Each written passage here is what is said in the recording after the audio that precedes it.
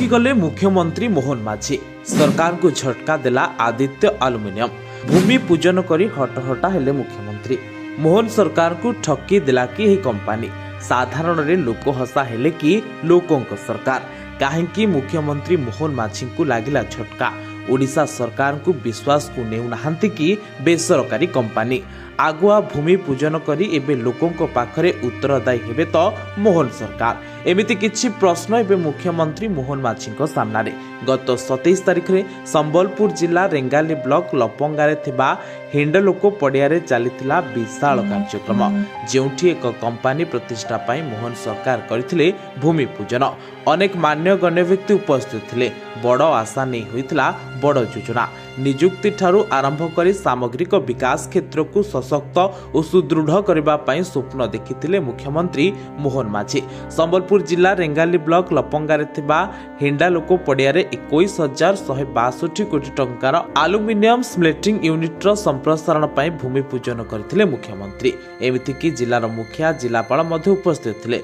मंचरे मुख्यमंत्री थिले, शिल्प मंत्री और राजस्व मंत्री मध्य थिले। सबठार आश्चर्यर कथा हेउछि जे बिना परिवेश मंजूरी और जनशुणाणी रे भूमि पूजन करथिले सरकार।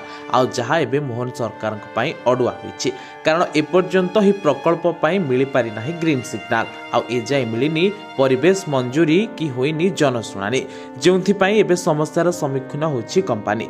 22 जनवरी 2026 रे जनशुणाणी पई प्रदूषण बोर्ड पाखरे आवेदन करिछि कंपनी। हेले प्रदूषण बोर्ड कोन निष्पत्ति नेबो ताहा एबे सबुठारु बड़ प्रश्न। केवल 2026 जनवरी 22 नुहे, ता पूर्वरु अर्थात 2025 रे 3 अक्टोबर परिवेश मंजूर पाई कंपनी आवेदन करथिबा ए चिठी रे उल्लेख रहिछि। सेपरि 9 अक्टोबर 2025 टर्म ऑफ रेफरेंस जारी होइथिबा मध्य ए आवेदन पत्र रे लेखा अछि। हेले एबे प्रश्न उठुछि जे किभଳି सबु किछि ठीक नथिबा सत्वे एते सबु कार्यक्रम होइतला। किभଳି केउ परिस्थिति रे मुख्यमंत्री करिथिले भूमि पूजन। बिना परिवेश मंजूरी रे केमिति मुख्यमंत्री को डाकी भूमि पूजन कराई देला कंपनी। कंपनी प्रति कहार एते अनुकंपा जे बिना जनशुणाणी रे ग्रीन सिग्नल पाइगला। परिवेश मंजूर नियम रो ध्वजा उड़ी जाइथिले मध्य केही काहेकि मुह खोलु नाहंती ना कळे बळे कौशले परिवेश मंजूरी मिलिबो ही मिलिबो बोली भाबी नैछंती सरकार और प्रशासन। एबे ताकू नै सबुठी आलोचना। एनै स्थानीय लोकंक मनरे आक्रोश बढ़िथिबा बेले प्रशासन कि सरकार उत्तर देबाकू मना करछंती। लोकंकू भुआ बुलाइबाकू उद्यम करू नथिले त मोहन सरकार लोभ देखाई एमिति एक भव्य कार्यक्रम करथिले बोली एबे विरोधी मध्य समालोचना करबा सह सरकार को टार्गेट करछंती। तेबे प्रकृत रे ए घटनार सत्यासत्य कोन ताहा जानिबाकू बाकी रहला।